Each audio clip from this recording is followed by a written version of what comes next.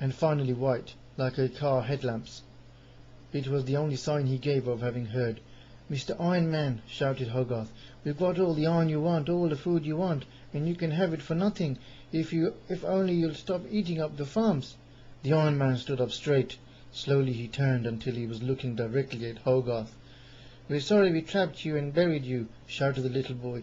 "We promise we'll not deceive you again. Follow us and you can have all the metal you want, brass too, aluminium too, and lots of old chrome. Follow us."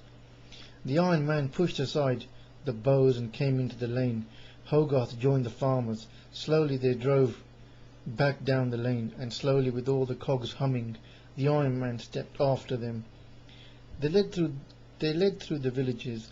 Half the people came out to stare, half ran to shut themselves inside the bedrooms and kitchens. Nobody could believe their eyes when they saw the Iron Man marching behind the farmers. At last they came to the town, and there was a great scrap metal yard.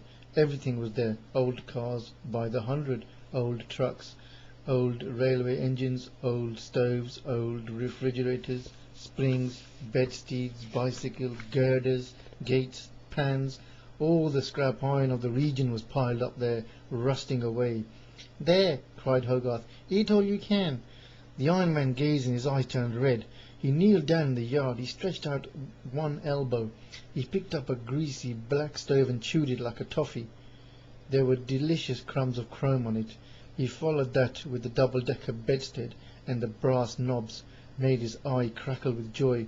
Never before had the Iron Man eaten such delicacies. As he lay there, a big truck turned into the yard and unloaded a pile of rusty chain.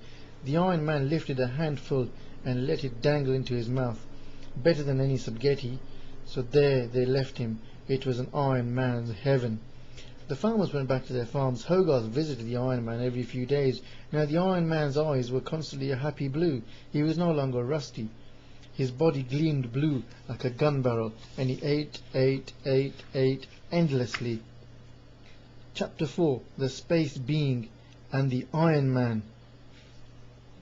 One day there came strange news. Everybody was talking about it. Round eyes, busy mouths, frightened voices, everybody was talking about it. One of the stars of the night sky had begun to change.